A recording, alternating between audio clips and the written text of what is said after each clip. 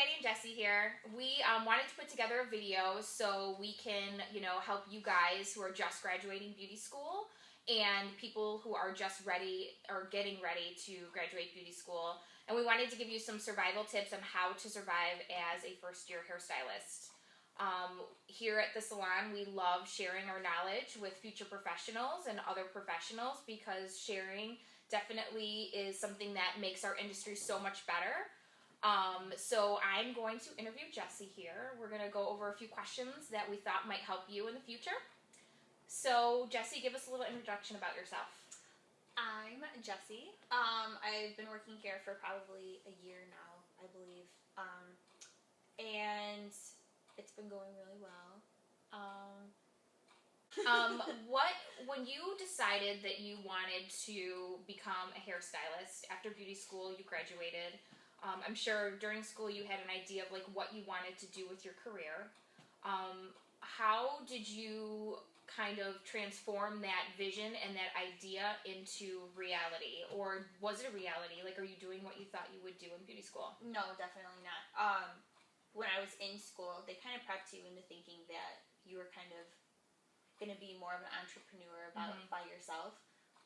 So everybody's idea was, I'm just going to run my own salon out of my house, and that was basically the goal, was to just kind of do hair out of my house for the time being, working by myself.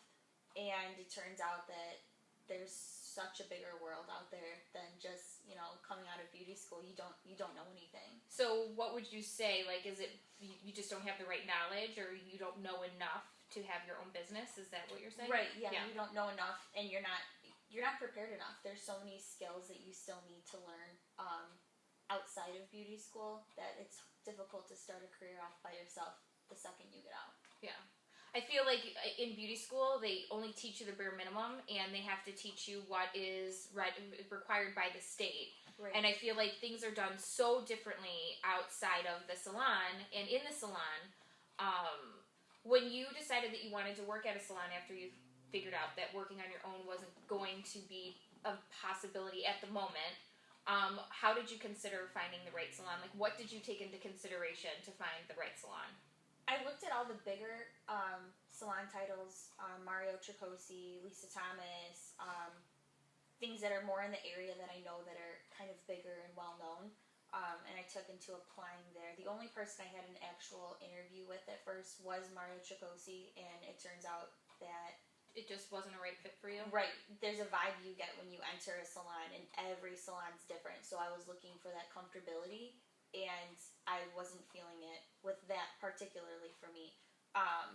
So it was difficult knowing that I was not going to put myself into a situation where I knew I wouldn't like the salon I'd be working at, knowing I'd have to be there for at least 2 years just to start my career off. Yeah, because when you do find a salon, one, you want to find a salon that has a great apprentice program, and you want to make sure you're at a place where you're going to at least be there for 2 years, because that's how this industry works. You build your clientele, and when you move salons, every move you lose. So Right. Finding the right salon at first is so important. Were there any other things that you took into consideration when you were looking for the right salon? Was there like a feel you were going for, a vibe, like personalities? Was there a look to the salon you were going for?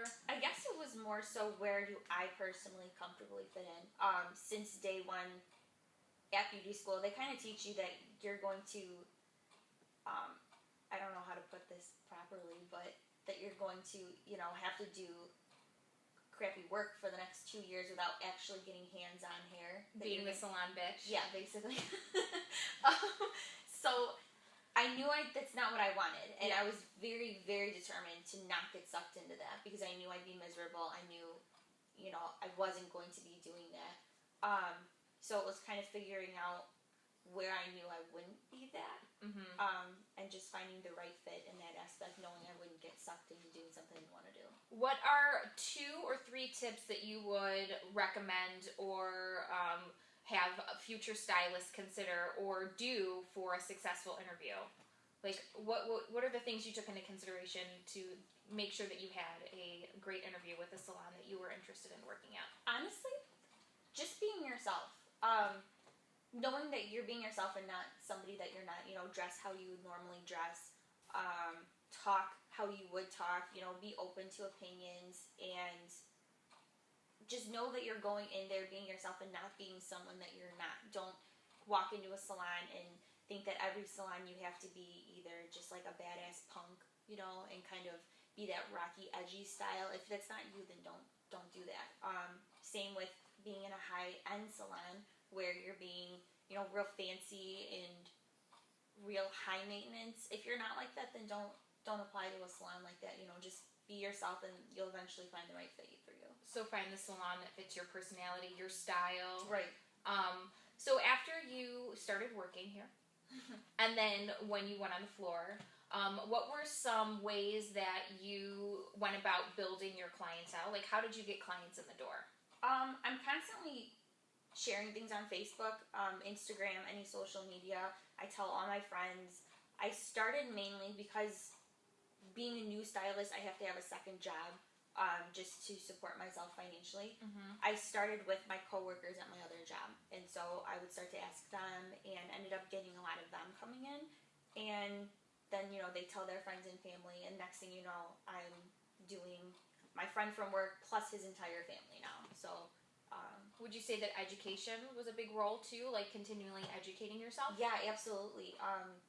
It's been great being here because we get to attend all these great classes, and you learn something new. Even, for instance, Maddie and I went to a class a couple months ago, and it was on cutting, but the only thing I took out of it was more for clientele and how to create an ambiance and an experience for the client. So in really any class, you get something out of it.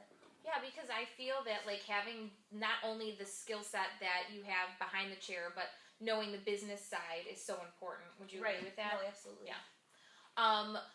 When you get a client in your chair and it's their first time here, it's their first time visiting you, Mm-hmm. what are some of the steps and things that you do personally to make sure that that client becomes a return client? They come and see you again. I always greet them and shake their hand and smile. I think that's really important, you know, going up to them, and that's just, I guess, me, you know. Having your personality shine. Yeah. Yeah. You just, you know, you can't be afraid to, like, walk up there and talk to them about weird things. I talk about random things all the time, or just let my clients talk about random things and showing a genuine interest in their, you know. So really listening to what your Yeah. client's saying. And I notice when you do your clients too, you have an amazing consultation. And you're always in a great mood. And you're happy to see every single client every single time they come in. I feel like that's one of the things that Yeah. definitely helped Jessie build. And I feel like you're really good with rebooking. Would you say that rebooking is a huge part of your business? Yeah, Making absolutely. sure clients come back in a timely fashion. It's important. It's definitely important to talk to your clients about their hair, especially if you know that they're going to need a haircut in 3 weeks. And I like to subtly complain to my clients about their hair if they come in and, you know, it's been a while, because it's harder work for me to do, you know. It'd be easier to maintain. 3 inches of outgrowth. Yeah, absolutely. Or if they come in, the men that come in with their haircuts and it's so outgrown, they want, you know, a level 1 to their head, and I'm taking all this hair off. I'm like, you're gonna need to come in. And I feel like clientele, like your clientele is a walking form of advertisement. Absolutely. And you want their hair looking as best for as long as possible. So getting them to come in every 6 weeks instead of every 8 to 12, Right. like, is just ensuring that you get more business because their hair is going to look better. Yeah, absolutely. Cool. You mentioned that you had another job while you're doing your first year. Because Jessie, her first year is just completed as a stylist, so she's going on year 2. So her first year, you worked at Starbucks? Yeah. Okay, so what did you do? You did part-time in the salon or full-time? Part-time. I think I started here, definitely every Tuesday I was here, and every Thursday, and then I was starting every other Saturdays here, which would leave Starbucks to be Sundays, Mondays, Wednesdays, Fridays at the time. And then I slowly progressed into dropping a day at my other job and adding a day here when I felt that I was getting busier. Yeah, I feel like as a first-time stylist, that's something that you have to take into consideration. You are working off of commission, so if you don't have clients, which the first year is rough, right, then you need some sort of income, and, you know, it's easier if you live at home with your parents, and having a second job is probably a great idea, even if it's something that you do only 1 or 2 days a week. Right. Right? Okay.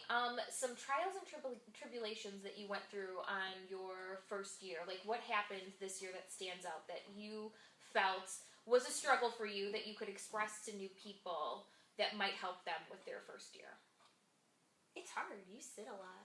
You just sit and you're doing nothing. And it's frustrating. I mean, even today, this week, I've got availability in my books, and it's discouraging at the time because, you've been here a year and you're building and you have those really awesome weeks and then you have a really poor week. And so the only thing I could suggest in that type of moment would be to learn how to better yourself. I have a book. I write all my clients' names in there. I write what service they got done and a little bit about them so that I'm constantly keeping up on what all my clients are doing in my spare time. Mm-hmm. And I also watch YouTube videos on... That's the one thing that I do love about you. Instead of Jessie just sitting in the back complaining that she doesn't have clients, she makes the best of her time. She watches YouTube videos. She reads books. She'll run out and drop off some cards at Starbucks, put them on the little board. So you're not just sitting and complaining. Right. You're actually doing something to excel your career. Right. And I feel like that's super important too. Yeah, because you're not going to get anywhere, especially there's so many great things that come out of educating yourself. It shows ambition to the person you're working for. It shows ambition in your own career. You're learning something from it. And other people can see that constantly if you're posting on Facebook, even if you don't get any, communication with anybody. People are seeing that you're constantly, looking for that drive and that you're looking for the people to come in, and it shows that you have a passion for what you do. And that you're passionate, and you're so passionate about what you do. Okay, for those newbie stylists who are just graduating and they are getting ready to start their career and they are going to leave school and they don't currently have a job at a salon, right? What is the one piece or two pieces of advice you would like to tell them today in order to help them start? One, do not rush going into salon if you don't feel comfortable.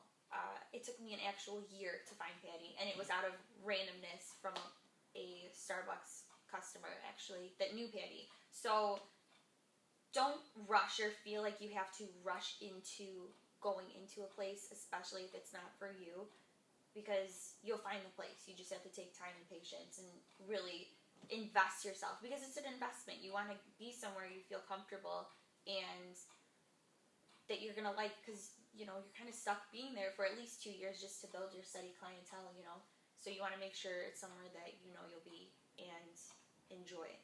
The second thing is, don't let your dreams die out, and always give everything a chance, because you never know what you might like or what you might not like. I thought coming out of school that I was going to be all bridal. That was the point. I teamed up with a friend who does makeup, and I was going to do hair, and we were going to have our own bridal thing. And it's a great dream to start out with, but you realize that you're limited when you get out of school. You can't limit your options. And even now, definitely not a makeup person. I can do it on myself, but not anybody else. And that's okay. And for instance, too, I hated color in school. Hated it. Freaked me out. I don't like it. I absolutely love doing color here. I'm maybe not the best as other people could be. I know I could always improve, but I love it, and I didn't think I ever would. So I would always say, just keep your options open. You never know what you might like or what you might not like. Awesome. And my advice to new stylists is, like Jessie said, make sure that you find a place that you love. Reality is you're going to be spending more time with your work family than you do sometimes your own family. Right. You spend 40 hours a week with the people you work with, so find a place that you love and don't settle. Just as much as you're going to invest your time and your creativity and your passion with a salon owner, find a salon owner that's going to invest just as much in you as you do in them, because it should be an even exchange. And find a salon that's passionate about the industry still. There's a lot of salons out there that lose their passion and they stop caring, and it shows. So just make sure you find some place that is still thriving and is still passionate as you are, and that will help you grow. And I think that pretty much is all we have to say for today. Yeah. So be sure to subscribe and follow our YouTube channel. We have tons of videos that we're going to share in the near future. And we love sharing and helping all of our passionate hairstylists and makeup artists in the industry. So thank you so much for your time today.